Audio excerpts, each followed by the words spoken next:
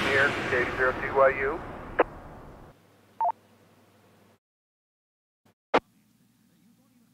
Good evening, Joe. How are you today? Oh, I'm just marvelous. How about you? Oh, fine. Just running around like a headless chicken. Nothing new. Trying to get the last bits of data that I promised to you and to Mike Ring off to you guys tonight so that I can stop getting sidetracked from all that. Don't worry about it. We'll get her done. Just take your time. Yeah, that Skywarn training will be here before you know it, so yeah, I'm going to try and get the push together to get all that stuff out to both of you tonight. So, anyways, good evening to you. Is there anybody else that wants to check in for the TechNet? Please call now. Hey James, N0EMP. I'm unfortunately going to miss the net. We're just pulling up to a dinner engagement. But I was wondering what the topic was going to be for tonight and if it's going to be recorded.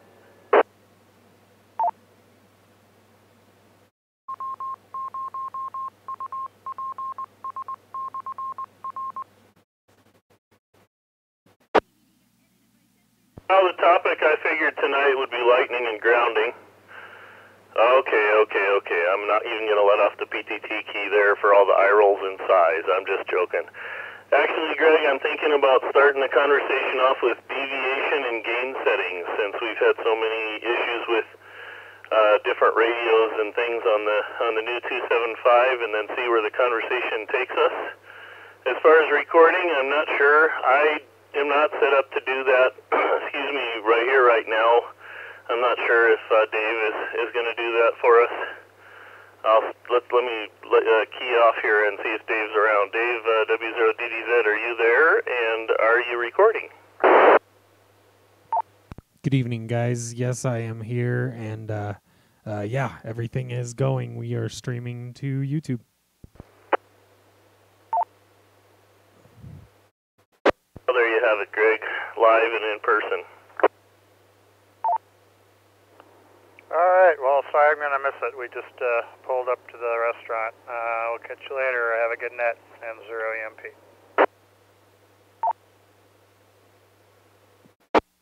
Thanks. Enjoy your dinner. This is KI0KN with the NCARC TechNet. Any other check-ins? Dave, I got you checked in. DDZ. Anybody else for the TechNet this evening?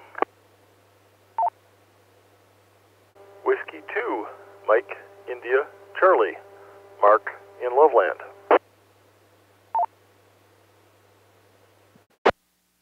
Whiskey 8, Lima, Tim in Windsor.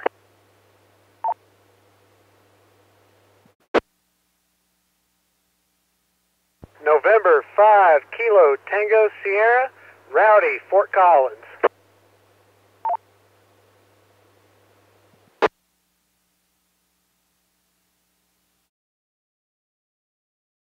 Well, good evening, Mark, Mike, and Rowdy. Good evening to you all, and welcome to the TechNet. Any other check-ins for this evening's net, please call.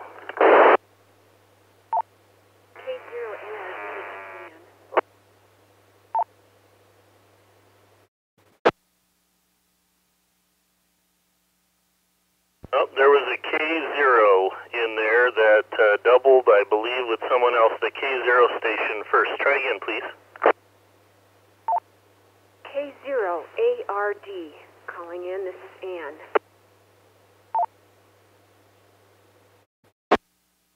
Copy, K0ARD. Welcome and good evening, Ann. There was another station that doubled with you. If that station wants to try one more time, we'll see if we get you this round. WW8L, Tim in Windsor. Tim, I actually got you, and I don't know if I acknowledged it, so apologies, but welcome. Got you down. Anybody else? This is Kilo 1 Delta Echo Golf. Mike in Flatville, checking in.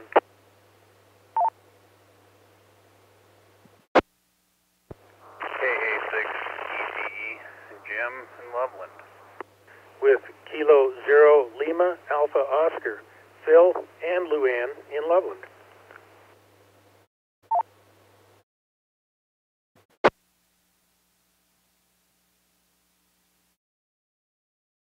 November. Okay, let's see. We got Ann, I think I've acknowledged. K1DEG Mike, KA6ETE. And before I move on there, ETE, did you receive your badge in the mail? Yes, I did. I kept meaning to send you an email to let you know I did get it. I got it a little over a week ago. Okay, great. Thanks. Just wanted to make sure. And good evening, Phil and Luann. How are you folks this evening? Well, we're doing fine.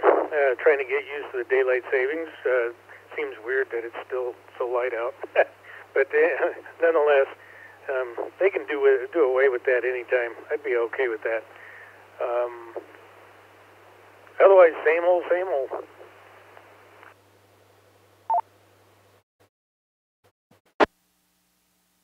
See, I'd do away with standard time because daylight savings time gives me an extra hour to put antennas up after work. Yeah, but it does kind of mess with the body, so good evening to you guys. Anybody else for TechNet? We'll take check-ins for just another minute or two here, and then we'll move on and get into the meat of tonight. This is KI0KN with the TechNet. Any check-ins? This is KE0LCK, the other Mike from Windsor. November. Charlie.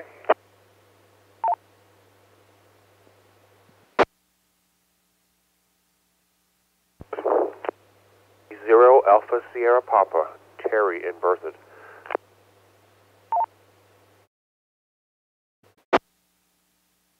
This is Kilo Echo 0, Papa Tango Echo, Mike in Fort Collins, no traffic.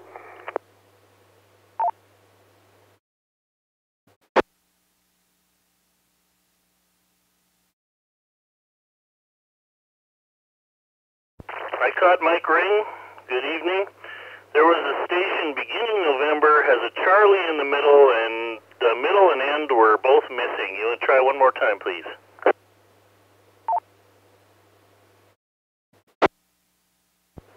November 1, Romeo Delta Charlie, Ryan in Loveland.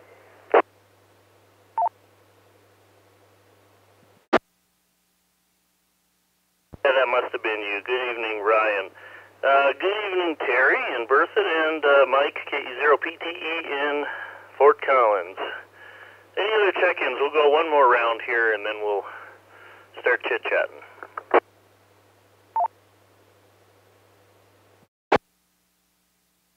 Zero Delta Alpha Sierra, Dave, Fort Collins.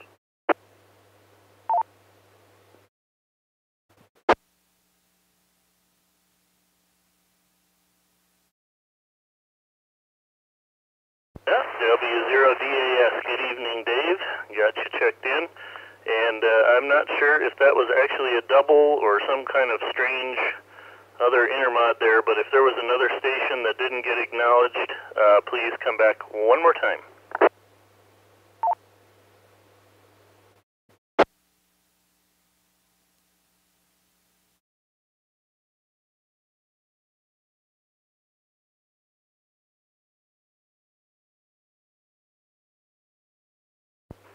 This is Alpha Echo 0 Charlie, Foxtrot Ben, Fort Collins, and our radio is kind of messed up, and that's probably what happened earlier.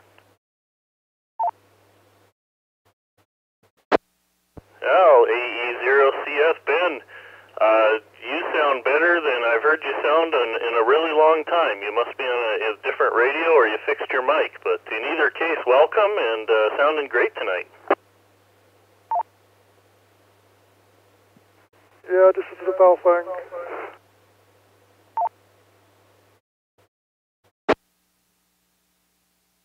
Well, welcome. All right, folks. Well, if there's any additional check-ins as we go along, just feel free to jump in there. I'll write you down as I hear call. This is KI0KN James here in Loveland with the TechNet this evening, and I thought we'd start our conversation this evening with a little bit of discussion about deviation and gain, mic gain and things, since there has been a fair number of people with, if you've listened here on the 275 or heard me talk about it at the last club meeting, know that every once in a while people have little bits of audio that drop out. And we've traced that back to signals that are deviating too wide and distorting the CT-CSS tone. The repeater is very sensitive, requires a proper CT-CSS tone throughout your transmission. Let me reset here.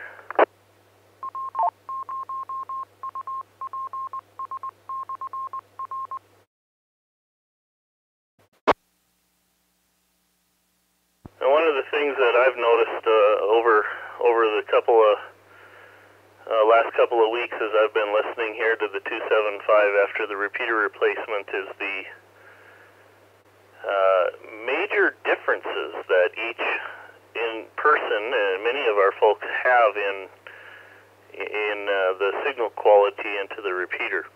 As you know, deviation is how we modulate, or deviation is the amount of frequency we shift from the center frequency on an FM signal. And on repeaters such as this one, wideband FM repeater, a fully modulated signal, meaning absolute most signal the biggest deviation for the most signal would be 5 kilohertz. And most people try to shoot for about 3 kilohertz. 5, it can shoot up to 5 on the peaks. What deviations direct, the most perceivable direct thing you get from deviation is the signal, how loud the audio is. And then, of course, if it's over-deviating, how clear or not clear the audio is.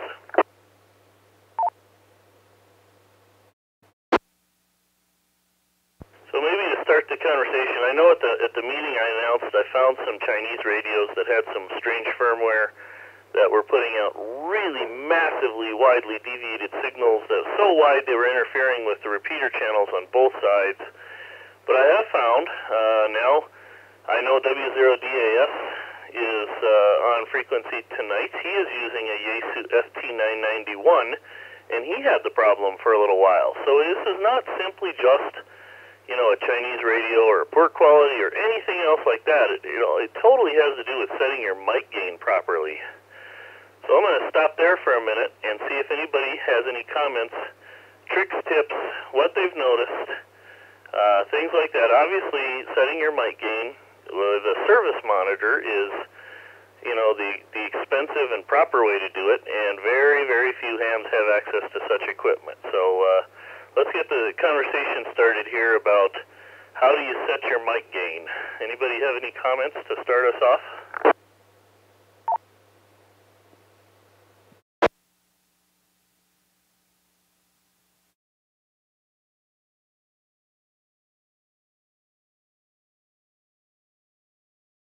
Katie's at TYU. I do have a question, however. Go for it, Joe.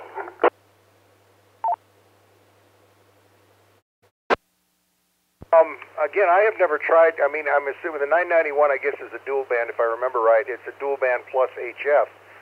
Would that be the same thing with an 857? I mean, these are all Yaesus. I guess I didn't realize, other than the 991, we were having problems with this.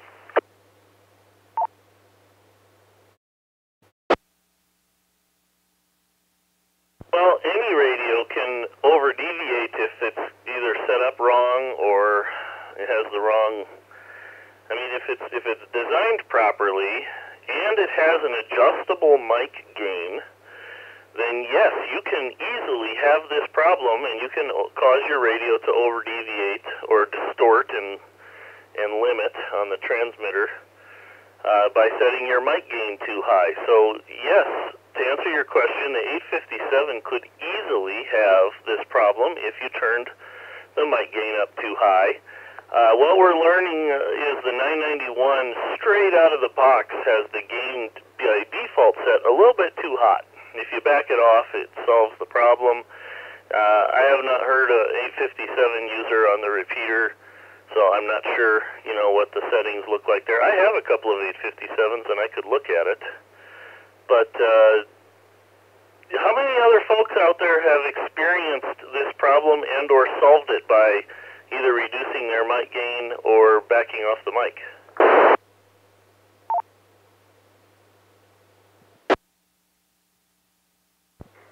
KA6ETE. Yeah, go ahead. Yeah, I haven't really experienced the issue with any of my radios. I have a very large variety of radios that I use on a regular basis. The first thing I do whenever I unbox a radio is set it up on my bench and power it up and go through and make all the adjustments for mic gain and everything. I do have the 857 in my truck that I use on a regular basis. The default setting for the mic gain is up at 60. I turned it all the way down. I think I'm at 30 or 35 right now on the mic gain on that radio. I do use a 991A, a Kenwood D710, FTM 400, FT2, VX6, and an FT70, and any tone and Bofang that I've been able to adjust all of them and haven't experienced any issues with any of them.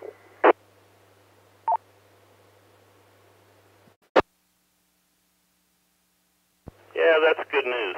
And, for the majority of the radios out there, including the ones made in many other countries, whether it be Japanese or Chinese, there really is no issue. And a lot of times it's just a simple matter of backing off the mic a little bit. People tend to talk a little hot. But here's an idea for those of you that are experimenters out there.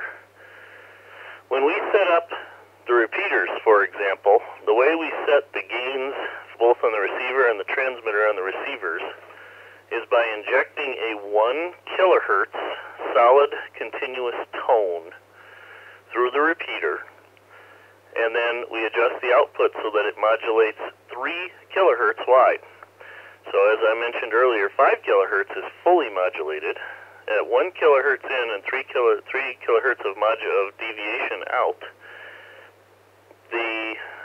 that's how we set up for input and output. Now here's a ham's experimenter's idea. There are circuits out there, there are kits out there, dirt cheap, all over the place. 1 kilohertz is a standard test tone. Either design or build or assemble a small little kit from Amazon as a 1 kilohertz tone generator. Just play it into your microphone and monitor with headphones on a different radio the quality of the signal coming out. If this tone is nice and pure and comfortable level, you're probably pretty close. If you hear that tone kind of blaring in your headset or it doesn't quite sound like a pure tone, you're probably over-deviating. That's an simplified method of doing this, but for someone with no test equipment, it's a couple of dollar way of kind of getting a little bit of guesswork out of it and try and improve your signal quality just a little bit. W0LEV.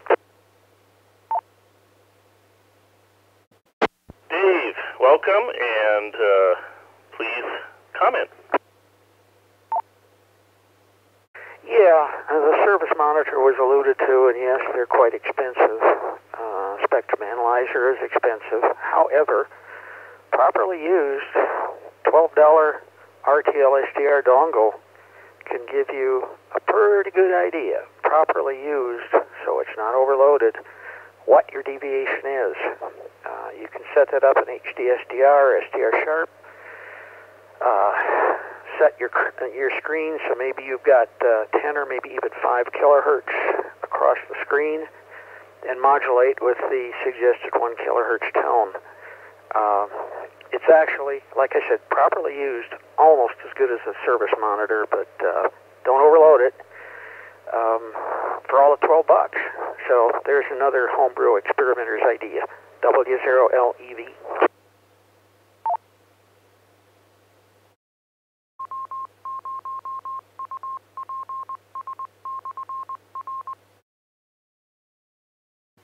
0KN with the NCRC TechNet. Dave, that's a fantastic idea, and I didn't even think of that.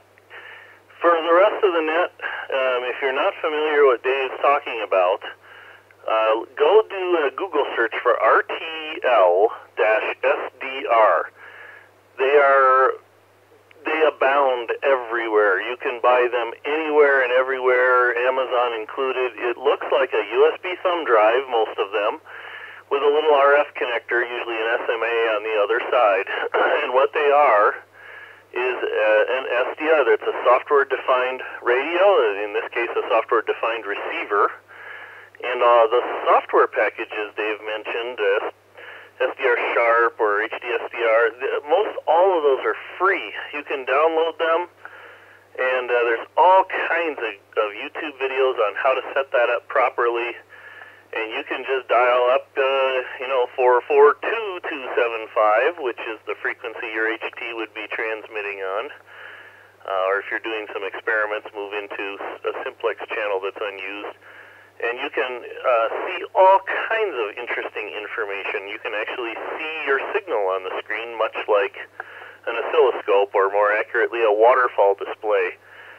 So Dave's very accurate in saying that's a very cheap tool for $12 and a little bit of experimentation and a little bit of learning, and you can get your radio exceptionally close.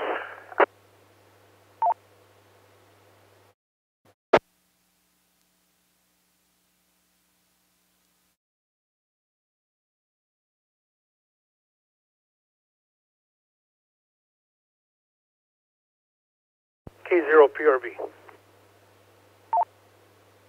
Phil, please, go ahead. Well, I want to start with, it'd be nice if Rodney were on the radio. He was the one that was really choking out every now and then. He's in Greeley, and he was working with a gain of about, I think he had his setting on 5 from 1 to 10.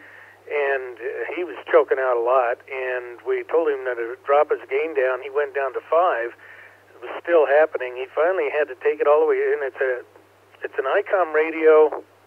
I can't remember the model now, but anyway, he took it down to a 1, and finally everything was copacetic. Everything was sounding much better.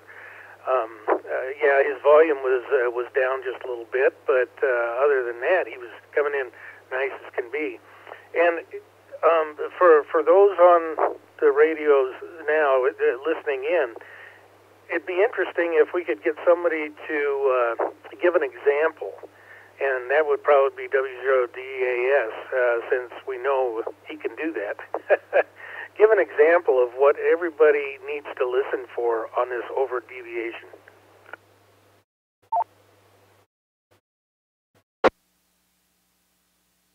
That's a good point. Dave, W0DAS, are you monitoring right now?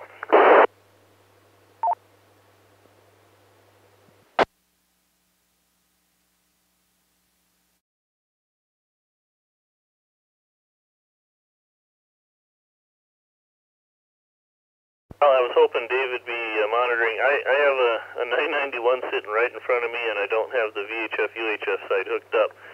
But, maybe we can, Dave Winnett, if you're listening, maybe we can set up a time to do a recorded example. There was a beautiful example of this just the other night during I think it was last week during the ClubNet. Dave and a gentleman in Estes Park were both on a 991. One was having the problem, and Dave was not. And just listening to the two of them, just regardless of the audio dropouts, it was a beautiful, clear difference between the quality of the audio coming through, regardless of the dropouts. Phil, we'll see if we can arrange that. Maybe we can post it on our YouTube channel.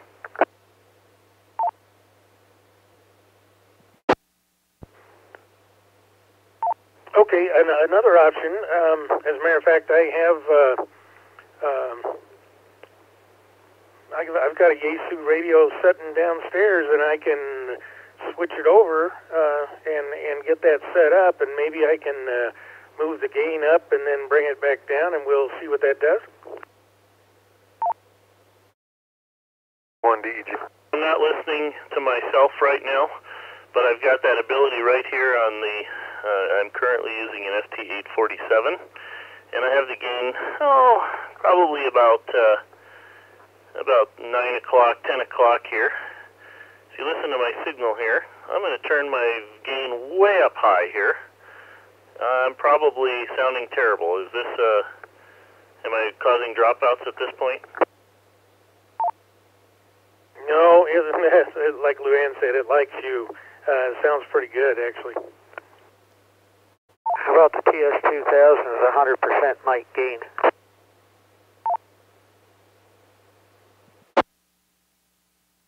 Well, that was a clear transmission as far as no dropouts, but the signal was right at the edge. You were slightly splattered there.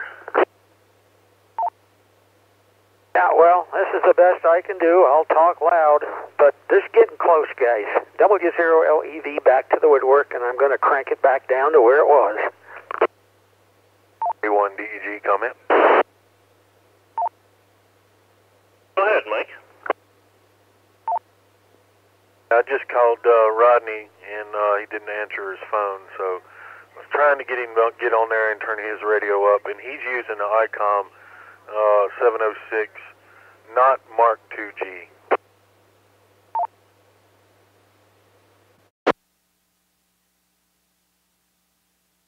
KI0KN with the TechNet. Yeah, so the other thing is that some radios are better even when they're overdriven. They will properly limit their transmitted signal and still protect the CTCSS tone.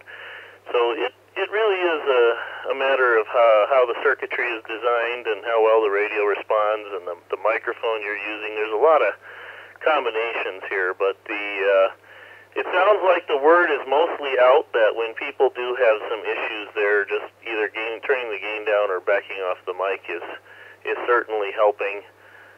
Good to know that Rodney was able to resolve it. Out of curiosity, anybody listening on the net that has heard someone that has not been able to resolve their issue by doing one of those two things?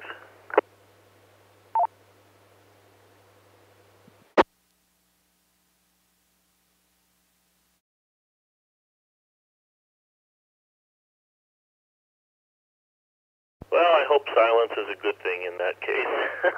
So, I don't want to beat a dead horse with that one, but I thought we'd kind of get a quick go around there on some ideas on how to measure it, how to test it, how to hear what you're doing. It was a great idea, Phil, to record and pass along or make available the recording to folks to hear what the difference sounds like when one is set right and not set right, so we'll try and get that done. And Dave had an excellent idea with the RTL SDR for those of you that are feeling ambitious to experiment. Before we move on, is there any other thoughts or comments about the deviation and or signal quality, etc. on the repeater? DDZ. Dave, go ahead. I was just going to say, I'm trying to go through and find the recording of the net where we had a bunch of dropouts. I will find that and get that to you so we could get it posted. W0DDZ.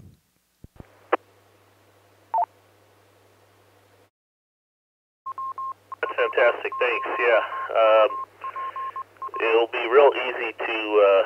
The 991 was the radio in use in both cases that particular night. So I know it's real easy to duplicate the quality in both cases on that one. So thank you very much. Any other comments there before we kind of open the floor for new topics? One DEG comment. Mike, go ahead. I was just trying to help out Dave, trying to locate it. It was the Toyota 4x4 net that was having the issue that one day.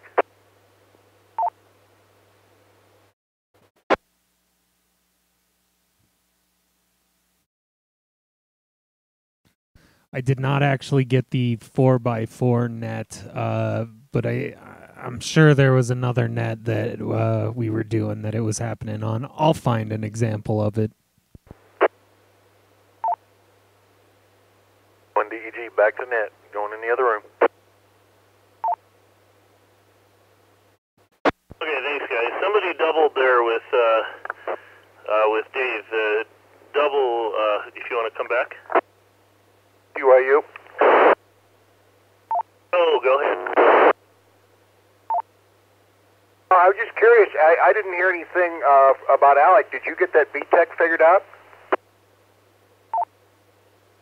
Yes, we did. Firmware update fixed the wideband issue. Turns out both of the ones he gave me, once the firmware was updated on the one, we got it down. They do tend to over-deviate ever so slightly, even when they're set up right. They're coming in at right about 6 kilohertz wide, which is still too much, and it will cause signal distortion. And in that case, just backing off the mic a little or turning the gain down once again is the resolution. But we did fix his 20 kilohertz deviation problem. Cool.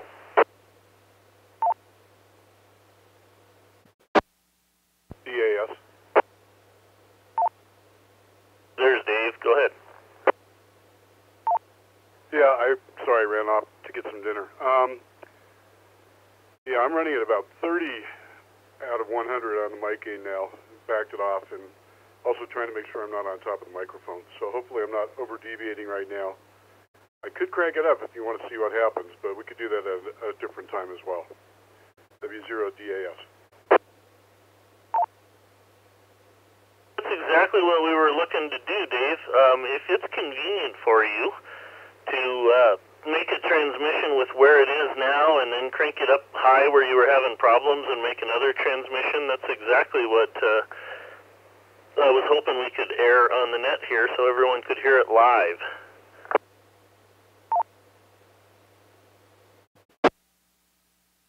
Very good. Well, I'll go ahead and crank it up here in a second. I did find a solution, and actually it was hidden away in one of the manuals. And so they do talk about sending the ALC and setting the correct mic level. So I looked at that and ran it through that system, and I came to the same conclusion about 30 was a good value for me. So right now this is a transmission with 30 out of 100 on the mic gain, and I'll crank it up the next time around.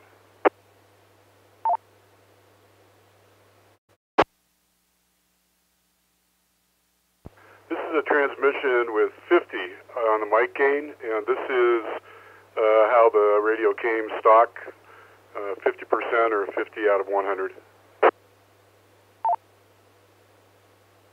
Stop there for just a moment. I don't know if everyone heard that, but the signal quality, even though Dave wasn't causing any dropouts on the repeater, the signal quality there was notably different.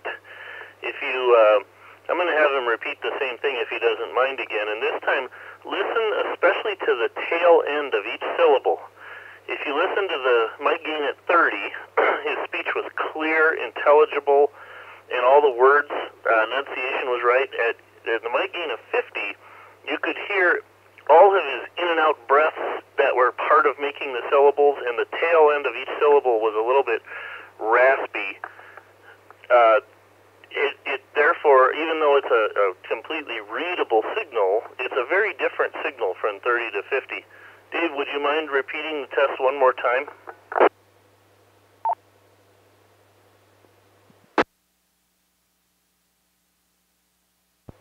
Sure. I love being a good bad example.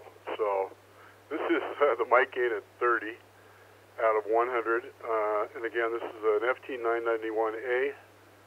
And I'm probably 6 inches from the microphone. I also wondered, James, if I've got a pretty deep voice, so if you have a lot more of the bass end of things, I wondered if that might also be affecting, because there would be a problem with certain notes, maybe doing something with beating with the tone. So anyhow, this is 30 on the mic gain, and I'll go up to 50 again.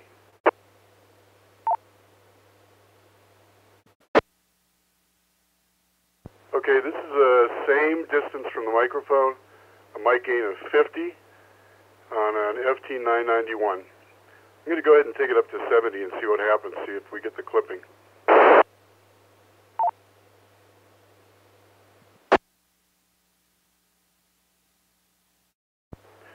This is 70 out of 100 mic gain on an FT91, and wondered if I'm getting any clipping. W or DAS? That's affirmative. We had 2 dropouts there and a notably muddier signal for sure. So that there you have it, folks. That was a good example of, and you notice how he apparently got louder in your speaker without you adjusting the volume. That's the most direct noticeable thing about deviation there. So thanks, Dave. Really appreciate that. That was a classic example of the quote-unquote problem that we've had lately.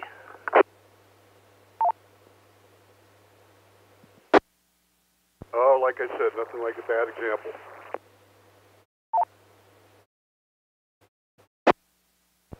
PRB. Yeah, go ahead, Phil. Okay, if you don't mind, I have my 857 going right now with an FM mic gain of 50. Is there any clipping at this setting? No clipping, but you're a little over-deviated. Okay, that makes sense. I'm going to go ahead and crank it up then and see if it starts to clip, and then I'm going to take mine down to about 30 like what Dave has, and we'll see what happens.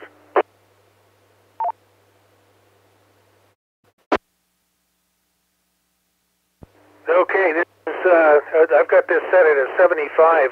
It really should be clipping right now, or sounding very distorted.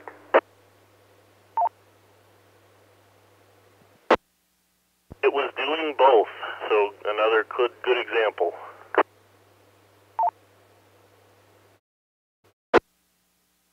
Okay, then now this is at 30, a gain of 30. This should be coming in just fine, like Dave. And your signal is crystal clear and very readable. Sounds excellent at that level. Okay, good to know. Definitely deviation, huh? K0 PRB.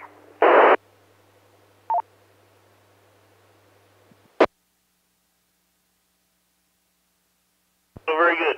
That's KI0KN with the TechNet. Thank you both for that, and everyone for the comments. Before we move on, any last-minute comments, questions, etc. on any of that gain or deviation stuff?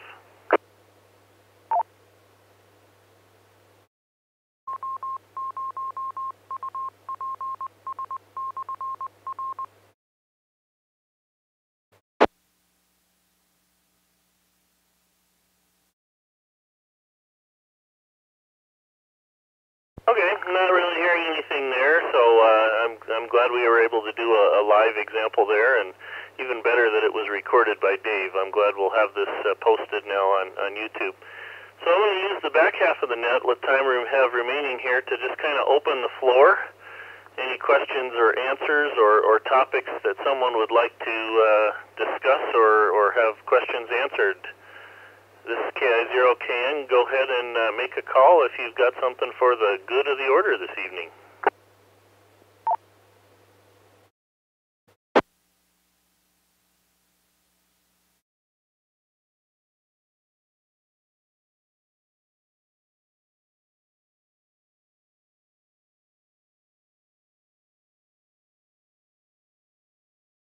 Okay, well, not hearing any, so I'm going to throw one out here for you. And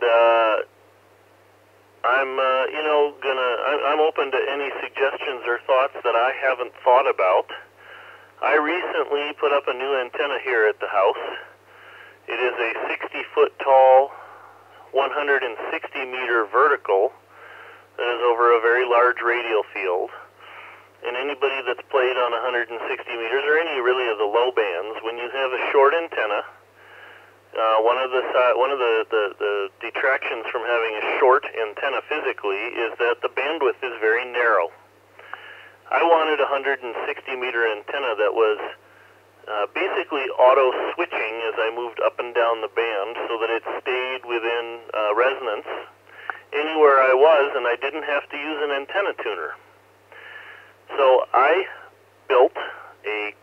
coil, a copper coil, about 2-inch inside diameter out of 1/4-inch water line like that you hook your refrigerator up with. And it's about 2.5 microhenries of inductance. I put it out at the base of the antenna in a weatherproof box, and I've got 9 relays, that 12-volt relays that select the input from the impedance matching transformer out there and connect one of the taps of the coil to the vertical, depending on where my band decoder says I am in the band.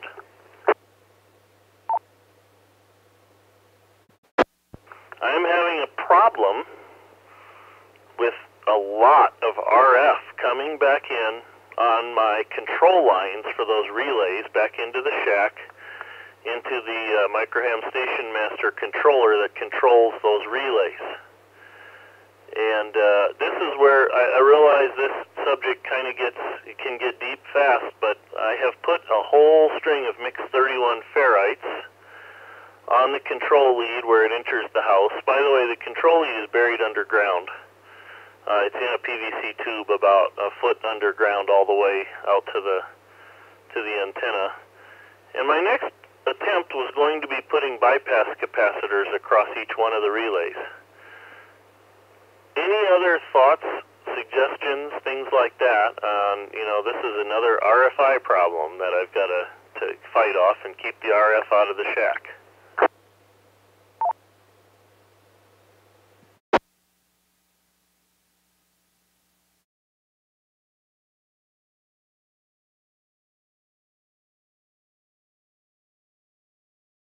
Oh, I'll make a suggestion. W0LED. By all means, Dave.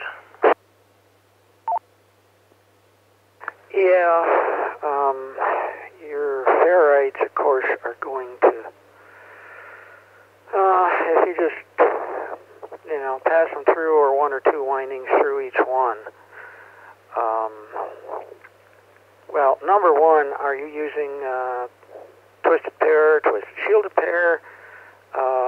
What's your connection between the shack and the relay box?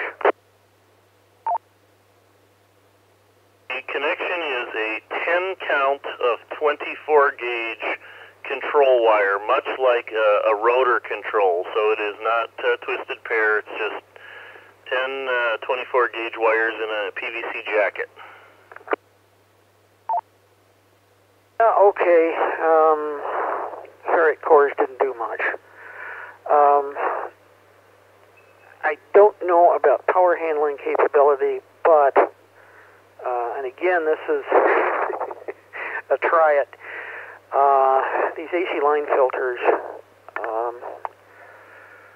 one for each, well, let's see, you got 2 conductors and an AC line filter, so you got 2, yeah.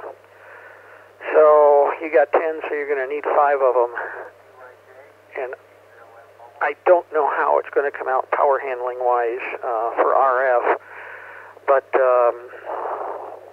those might work.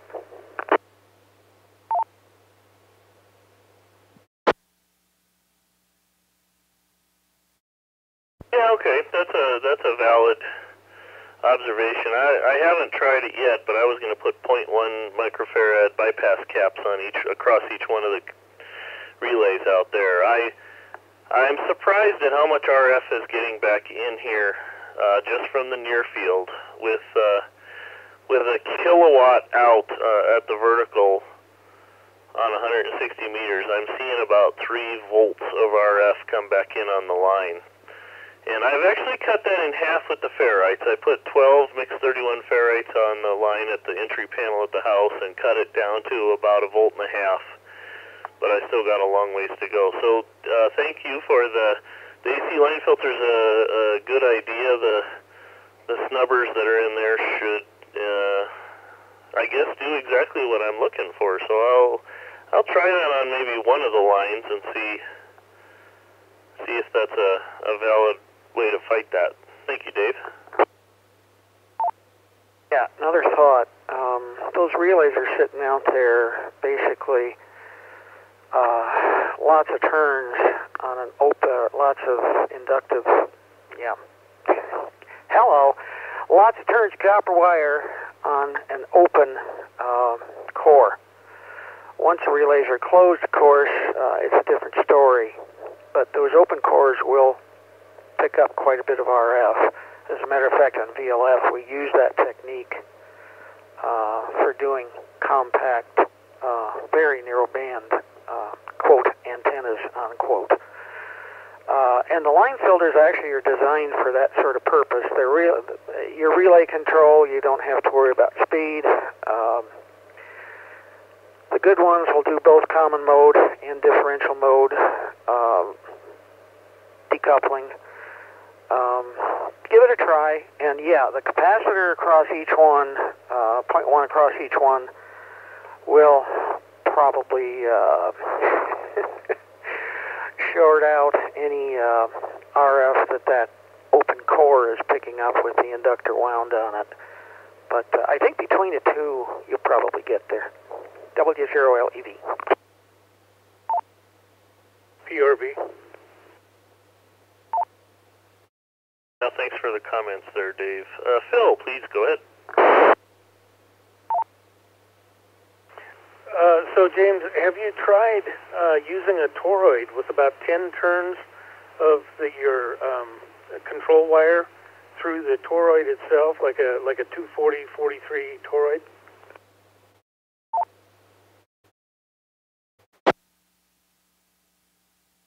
I have not. I have not tried that. Although, well, let's see. I guess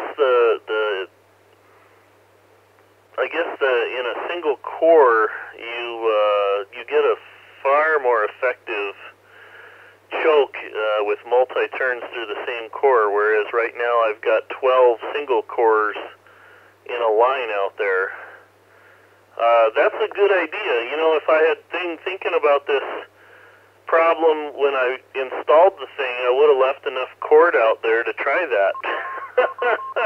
But I'll have to splice some on there and give. That's another good suggestion, Phil. Thank you. Yeah, suggest minimum 3, maximum 6, and space them out.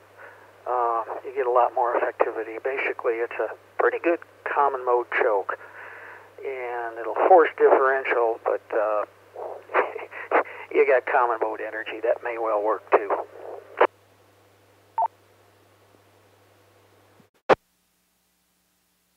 Your ASP. Terry, please go ahead. Have you determined whether the signal is coming from the load end of your control wires, or are the wires themselves picking up the signal?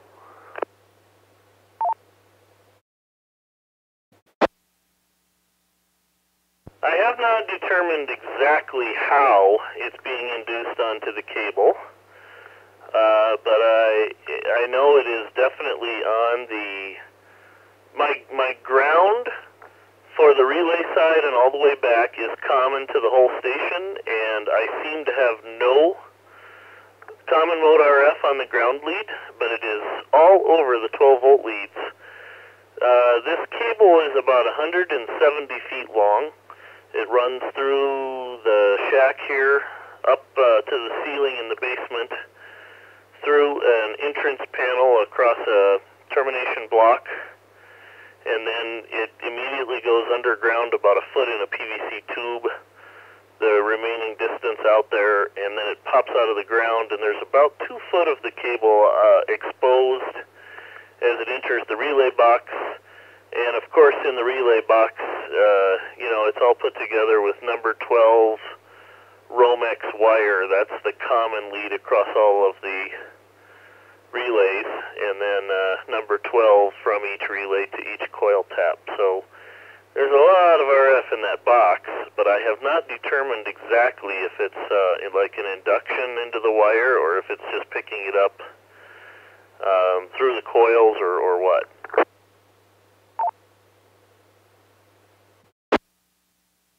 Test there would be if you have any unused wires in there, or if you can disconnect one, see if the RF changes when you disconnect the far end.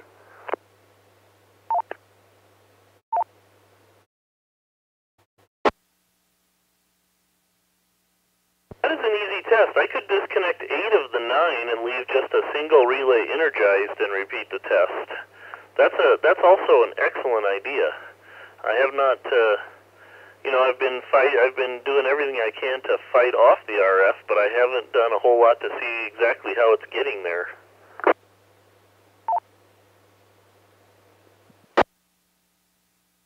If it's the RF signal that's penetrating into the earth and then being induced into the control wires, managing it from either end may not be successful.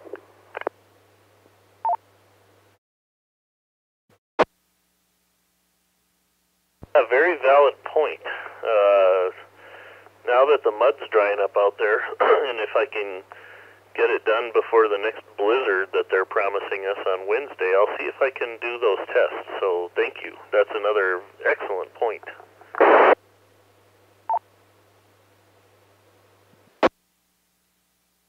W0ASP back to net.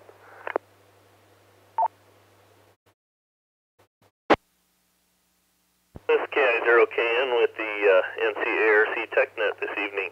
So thank you all very much for helping me this evening with one of my challenges. I have an immense and, for the most part, pretty well thought out grounding system and ground entrance system. I obviously missed the boat on this one particular issue, but that brings up a good point.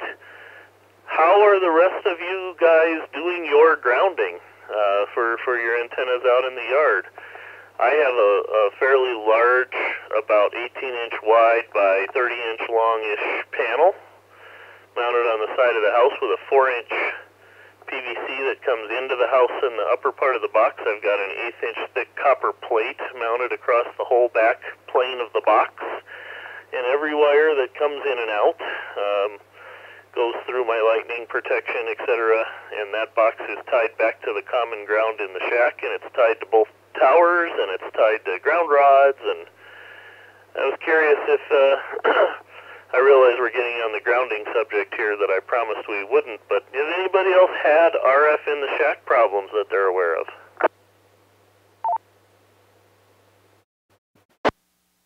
One DEG. Mike, go ahead. I had a little bit of RF, but I think I solved the problem with the common mode choke. Haven't had any complaints out of my brother about the RF turning this touch light on.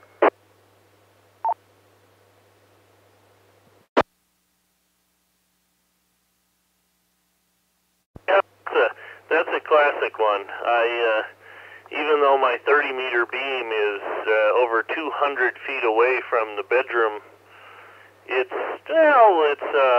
still manages to turn the light on and the electronic switch back there every now and then. Or I'm sorry, not the light, the plasma TV turns on 30 meters.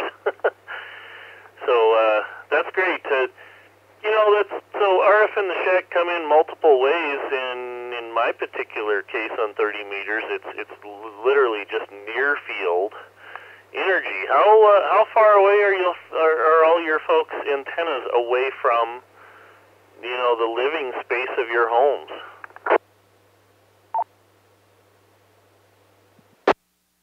One DEG. My antenna is literally 30 to 40 feet above the house, directly in the same vicinity. So I'm getting a lot of RF probably, but seems that the common mode choke has fixed that, and that's how close mine is. Really close. K1DEG.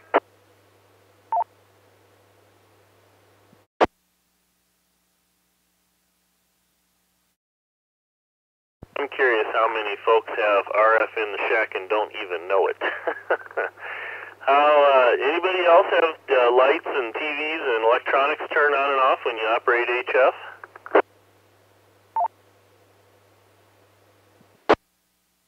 WW8L.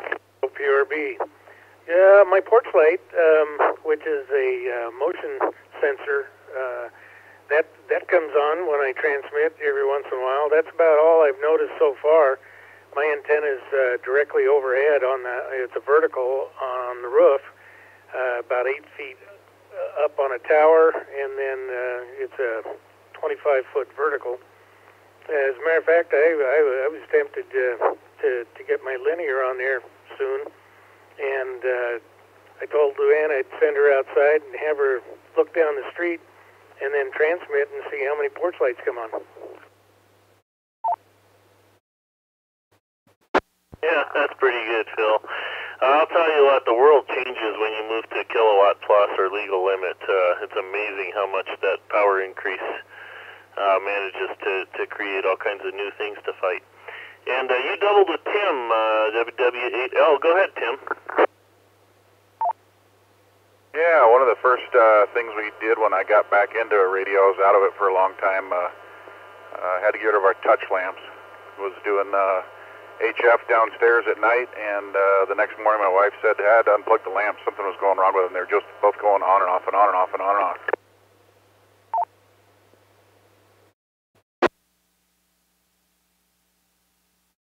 I keep telling my wife it's an automated remote control, but I don't think it's appreciated the same way that I did.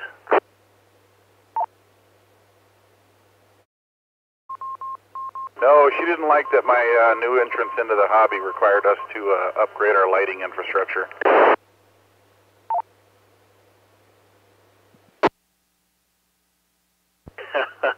Yeah, that's a nasty side effect of this hobby, that and an empty wallet, but glad you got the problem solved. All right, guys, we got about 5 minutes left of the TechNet tonight, and at this point I would like to go back and just see if there's anybody else listening, anybody that's checked in, anybody at all. If you have any questions that you'd like answered or topics you'd like to see addressed or anything like that, come on back. This is KI0KN with the NCARC TechNet. TYU.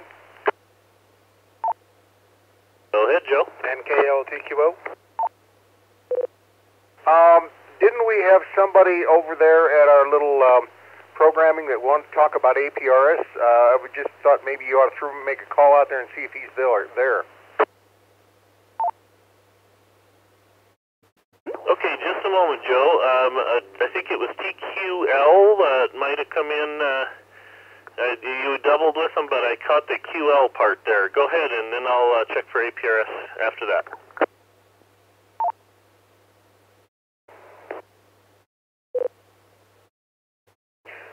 Sorry, just had to see if I had it. This is Kilo Lima 2, Quebec, Oscar. Just finally got to tune in and catch the end, but something I would like to also talk about one of these weeks is where you guys have set up your ham shacks. I myself am looking at a second-story option, but I wondered, because I think a lot of people have their shacks on the ground level or in the basement, and if there's a difference between any of those locations. KLTQO. N0WIQ.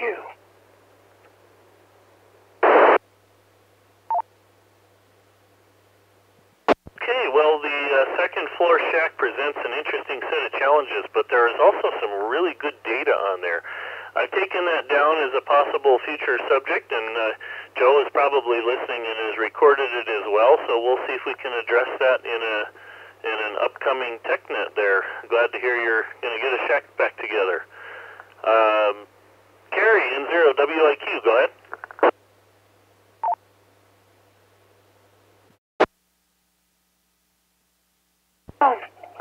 I don't know that I've had any RF in my shack, but probably a good source of RF is reflected waves. And I've been pretty good about keeping my reflected waves down, so I mean, it's just one of those things. An ideal match would be best for getting RF to go out all the way. But the standing waves, yeah, that's RF that comes back down the cable. So, anyway, back to net.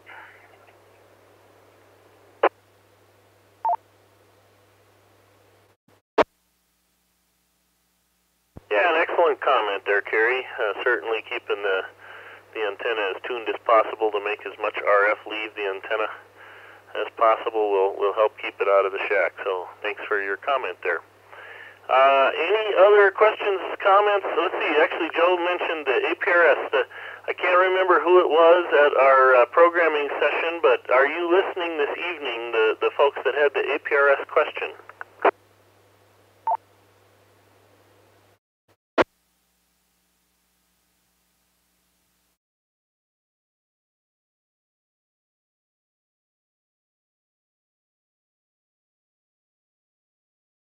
Okay, not hearing anything there. How about one last round of open table here? Any other questions, comments, or concerns, or glowing reviews of the TechNet this evening are all welcome.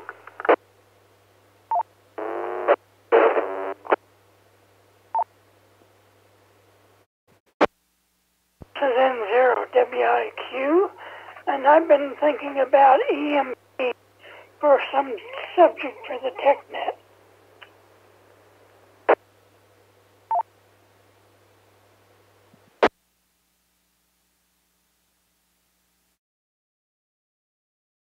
Okay, Kerry, I got your subject down as a possible future. We'll pass it along to all the TechNet net controls here. And there was somebody, I think, that doubled with Kerry. Whoever that was, try again, please. Golf Mike, George and Berthoud, late check-in. But I also wondered on, is it the mic gain control which would be relevant here?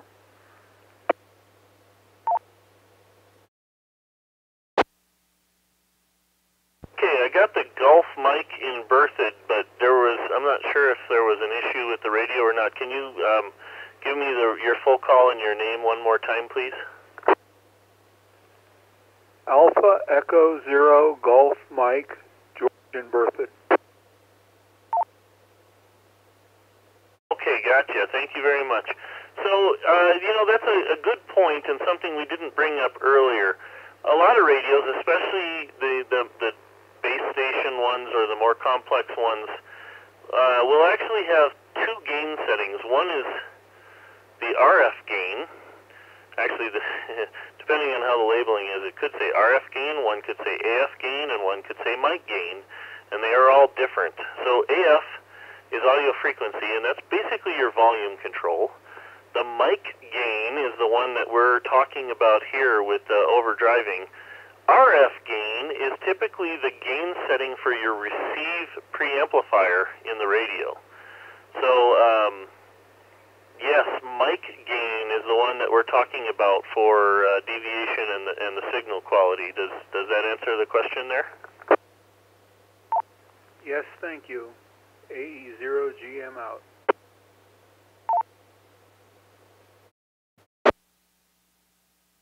Very good. Well, thanks for joining us this evening.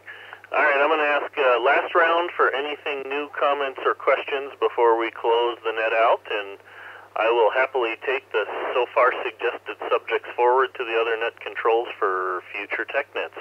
Last round here for any questions or comments before we close the net. 1 DEG. Go ahead, Mike. Technically not about the TechNet or anything. I was just curious if the Skywarn net has a list. Well, the class, the Skywarn class, is that one of those that I have to make sure that I am on a list, and if I am, I need to find out if I am on the list.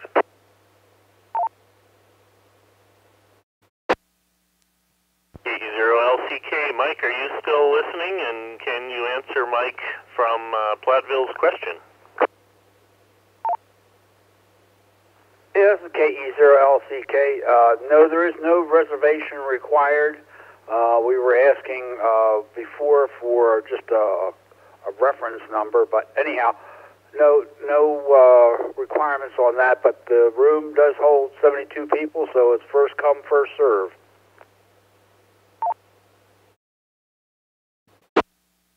Alrighty, and that'll be held at where?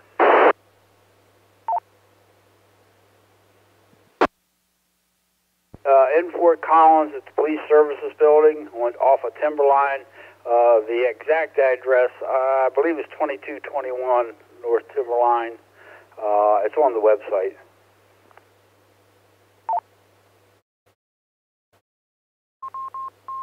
All right, thank you, LZK, for that information. I just wanted to make sure if there was a list, my name was on it. But there's no list, so no need to worry about it. Me and my brother plan on being there. I will be there no matter what. K1DEG. KE0LCK, be back to net. All right, thanks, guys. Glad you got that all ironed out, and looking forward to seeing everybody. We're a few minutes over, but I'll see if there's any last-minute questions. This will be the last round, and then I'm going to close down. Any other questions or comments this evening?